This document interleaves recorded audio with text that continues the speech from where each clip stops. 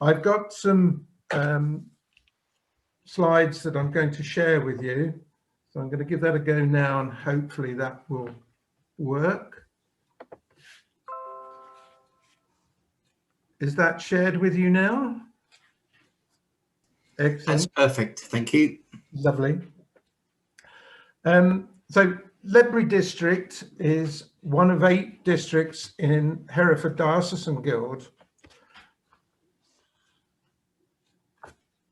Struggling to move on slides here. A lot of people think that we're Hertfordshire and not Herefordshire. So we're the county that's just before Wales. We're southwest of Birmingham, and Ledbury is halfway between Hereford and Worcester. And we're just to the west of the Malvern Hills. There are 8 towers in the district, so a lovely small group of people. And we're very fortunate that they're all within 9 miles of each other, so we can get around to each other very easily. As a small district, we've worked hard over the years to help and support each other. I'm just going to run through what we've achieved and how that was beginning to help us grow. When we've done that, we'll have a look at what we've been doing over the last year, and then we'll have a look at how we might be taking things forward after lockdown, picking up the pieces and starting to grow again. About 10 years ago, I realized that things were not really going forward and we needed to have a look at new ideas. Our Guild Education Officer had organized a training event which turned out to be Pip Penny's first new training course, which she held outside of Wales. It was a precursor to ITTS and ART.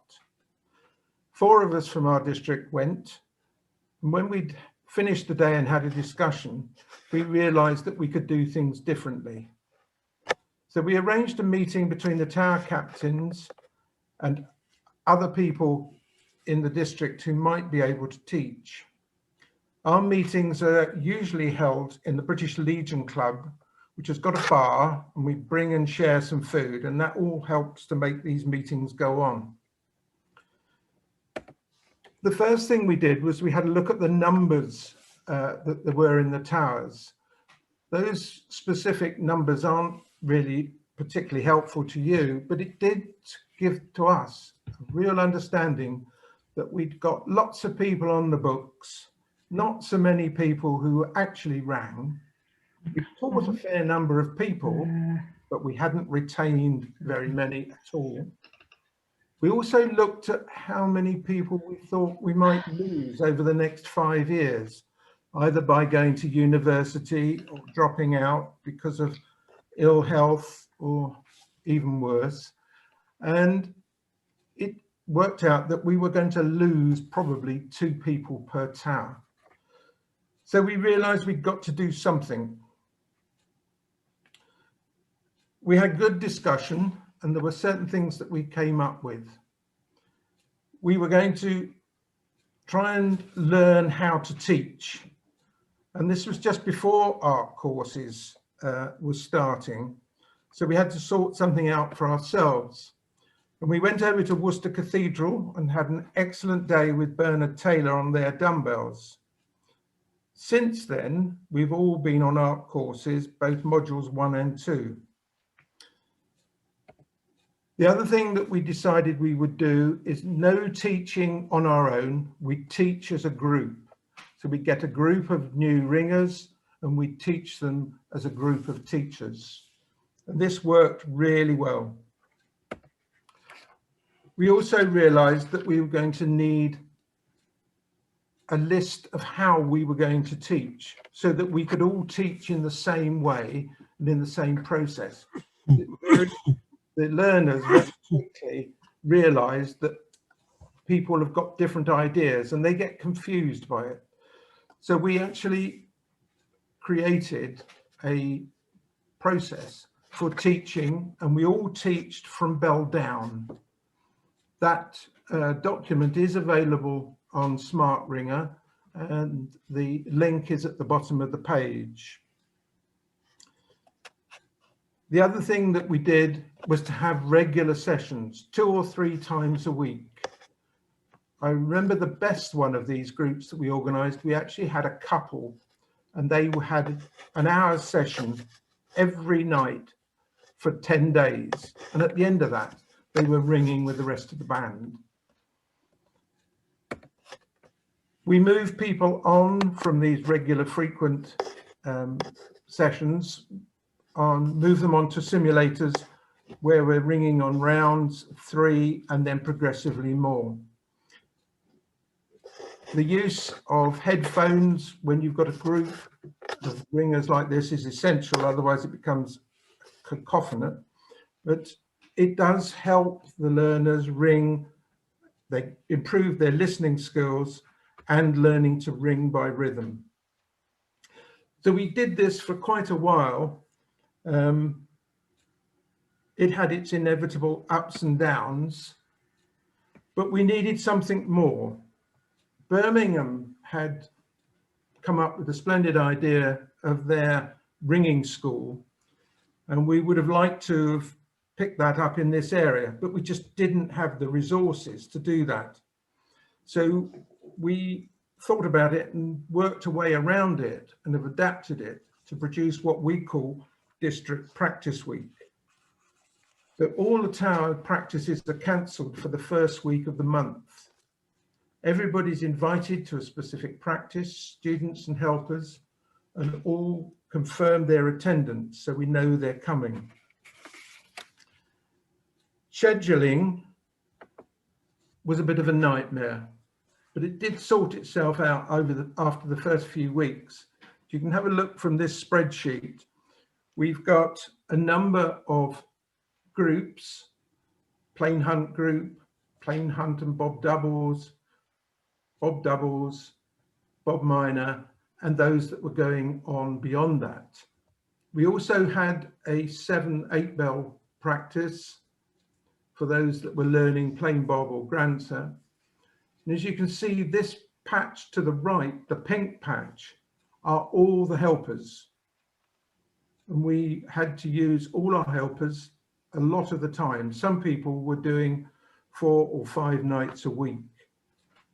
I said nights, but actually we had 2 sessions then, which were during the day.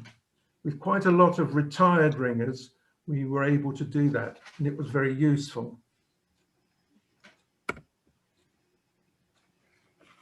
We found that we could not have more than 5 students in any session if they were going to get a decent amount of ringing. And with 5 students, you can just squeeze in 3 lots of ringing for each of them. An evening was led by an art teacher, and they would have 5 or 6 helpers as a minimum. We would always only put 1 student in at a time, always with somebody standing beside to help talk them through it. And that person would also go on and sit out for the next session and talk through what went well and what we would do in the next touch to try and improve things. What we couldn't have was any wasted time sitting around chatting. It was from one session or one ring on to the next.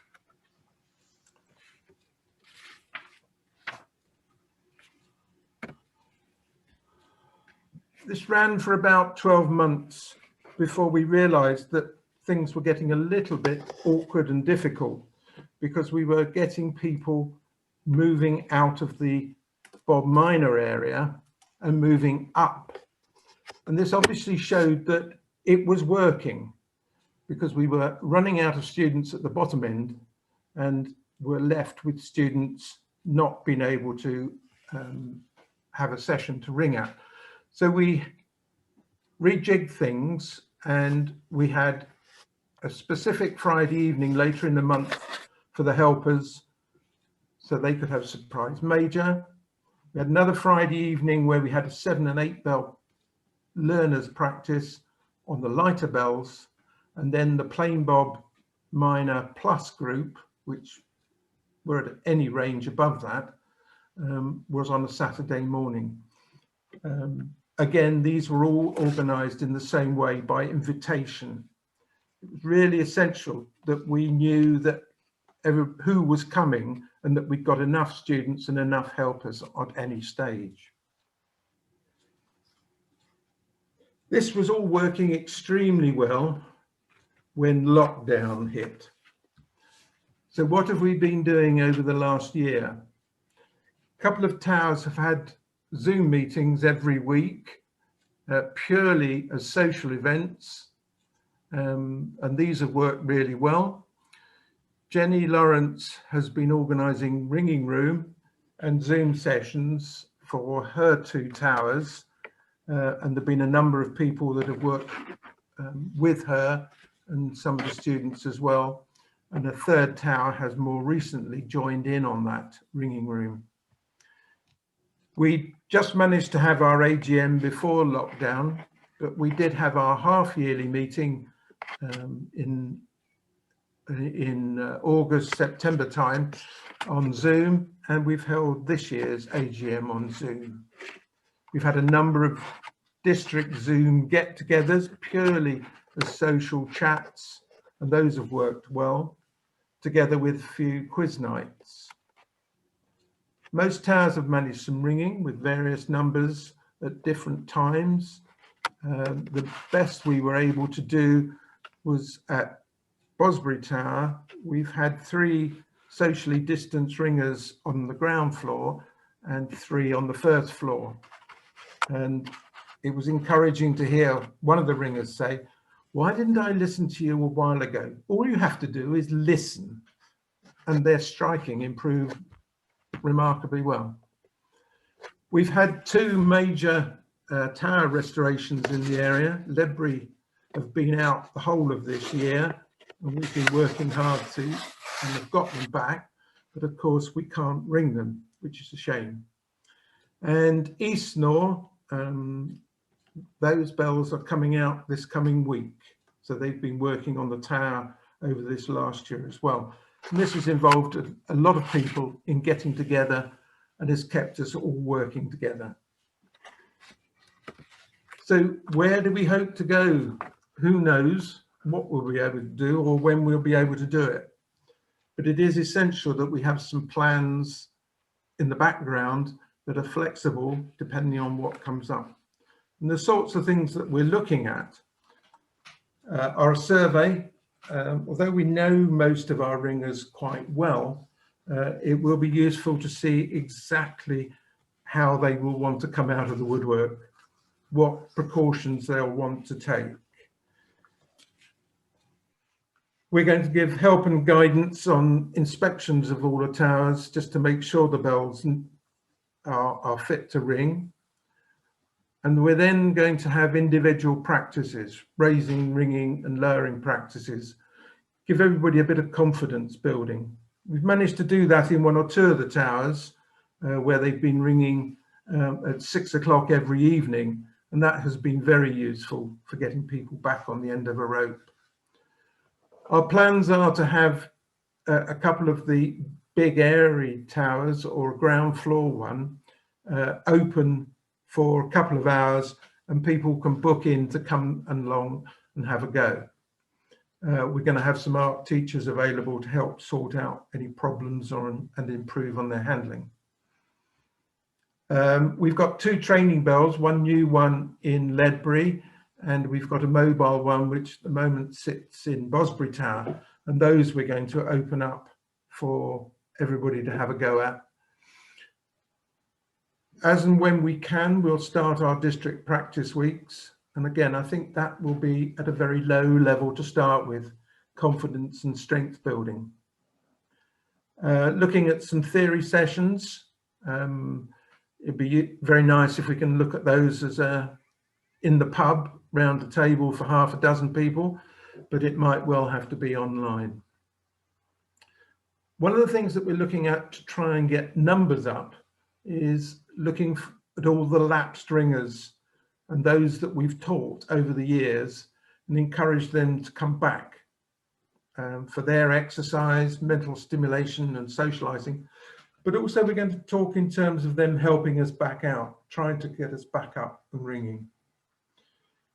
We're obviously going to have recruitment drive, but not in the early stages. I think that's going to have to wait probably until late in the year, or may even be into next year. We certainly need to get a youth group going, and that is part of Ledbury District's national lottery bid, was to get a youth group going, and that will be the centre for it, using the local secondary school in Ledbury. We'll continue to use Ringing Room, Able, and other resources that we've been using over the last year. That was a quick scamper through what we've done and how we got to where we are. It all seems to be working well, and we just hope that we can pick it up again as we start ringing again later on in this year. So thank you. Thank you, Frank. That was really, really useful. Perhaps you could stop sharing your screen now. Fantastic. So thank you. Some brilliant ideas there for us to think about. Any questions quickly for Frank before Leslie? You've got a question for Frank. I mean, what Frank has done has been absolutely excellent, and it's obviously been going for quite a long time, so it's shown how sustainable it is. I think for a lot of people, it's the big question is, how do you start something like that? Because it actually is asking people to change how they think about their ringing in quite fundamental ways. So I wondered, Frank, if you've got any insights into that. I think it did start with the first meeting we had, where I just got all of the tower captains and probably 6 other people who might be able to teach, and said, how long do you think you're going to survive if we don't get together and help each other? And I think there was a realization that if we didn't come together, they'd all be dead.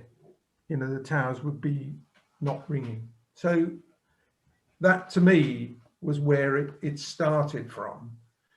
It's a lot of hard work by everybody.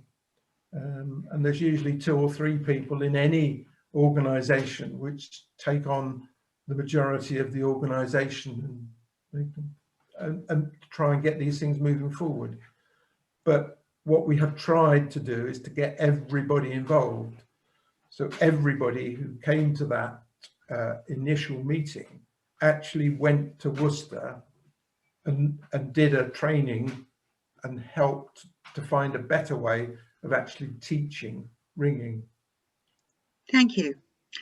Lucy, you've got your hand up. Would you like to ask a question? Yeah, so I suppose 9 towers is quite a small district. And I suppose my question is, do you think having smaller clusters like that is more effective, especially for this kind of thing? And sort of going with that, and part of what you just said is that you need a few core people who are willing to do a lot of the organising.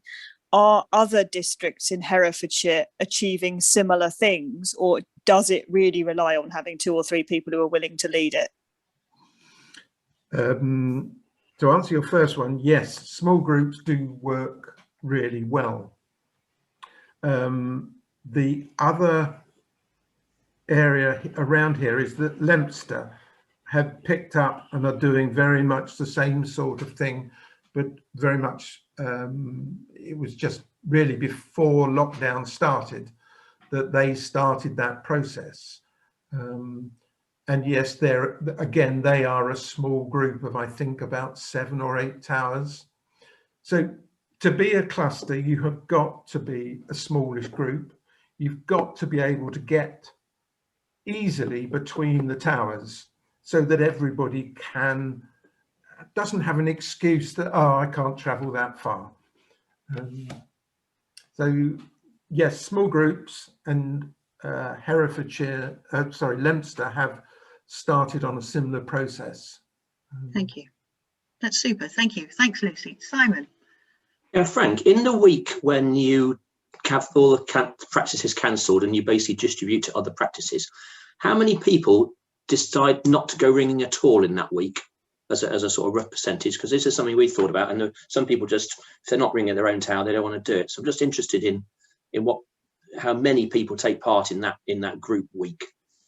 I think initially there were 3, and I think that is now down to 1. And that person doesn't go to a practice anyway, they only ring on a Sunday. So of those that we would expect to be at a practice, it's everybody. So there were 1 or 2, I don't know about this, but if they wanted to ring, they had to go somewhere that we were suggesting they went. We tried to keep some people in their home towers, other people, we moved them around. And they've all got used to it and are all quite happy doing it. Thank you. That's super. Sonia, if this could be the last question, that would be great. Thank you, Sonia. Would you like to yeah, so building on from Lucy's question about working in clusters, do your helpers and your art teachers come from within your cluster, or have you had to borrow them from outside your cluster? It is all from within a cluster. So that's great, but it begs the question that if your cluster, if your towers near together don't have the strength of art teachers and helpers, then you might have to look elsewhere. It's just a thought. I think that is very possible. We have been fortunate that we have probably 1/3 of our membership are at a level which is more than Bob Major. So they're capable of ringing Granta and Bob Major competently. And that would make a huge difference to your ability to do what you've done. Mm. Thank you, Sonia. Thank you, Frank. Frank, that was absolutely excellent. Gave us a lot to think about and some brilliant ideas. So thank you very much. Can we, I think we normally put, well done, Frank. Thank you.